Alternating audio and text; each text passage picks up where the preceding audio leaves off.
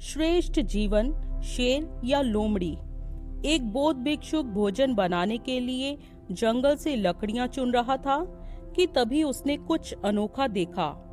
कितना अजीब है ये। उसने बिना पैरों की लोमड़ी को देखा और मन ही मन सोचा, आखिर इस हालत में ये जिंदा कैसे है। उसे आश्चर्य हुआ और ऊपर से ये बिल्कुल स्वस्थ है। वो अपने ख्यालों में खोया हुआ था कि अचानक चारों तरफ अफरा तफरी मचने लगी। जंगल का राजा शेर उस तरफ आ रहा था। भिक्षुक भी तेजी दिखाते हुए एक ऊंचे पेड़ पर चढ़ गया और वहीं से सब कुछ देखने लगा। शेर ने एक हिरण का शिकार किया था और उसे अपने जबड़े में दबाकर लोमड़ी की तरफ बढ़ रहा था, पर उसने लोमड़ी पर हमला नहीं किया, बल्कि उसे भी खाने के लिए मांस के कुछ टुकड़े डाल दिए। ये तो घोर आश्चर्य है। शेर लोमड़ी को मारने की बजाय उसे भोजन दे रहा है। भिक्षुक बुदबुदाया। उसे अपनी आंखों पर भरोसा नहीं हो रहा था। इसलिए वो अगले दिन फिर वहीं आया और छिपकर शेर का इंतजार करने लगा। आज भी वैसा ही हुआ। शेर ने अपने शिकार का कुछ हिस्सा लोमड़ी के सामने डाल दिया। ये भगवान के होने का प्रमाण है, भिक्षुक ने अपने आप से कहा। वो जिसे पैदा करता है उसकी रोटी का भी इंतजाम कर देता है।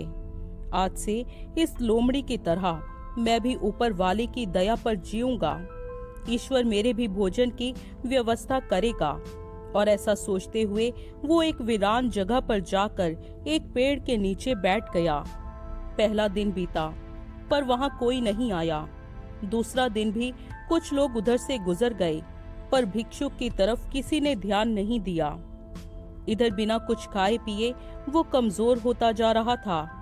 इसी तरह कुछ और दिन बीत गए। अब तो उसकी रही सही ताकत भी खत्म हो गई।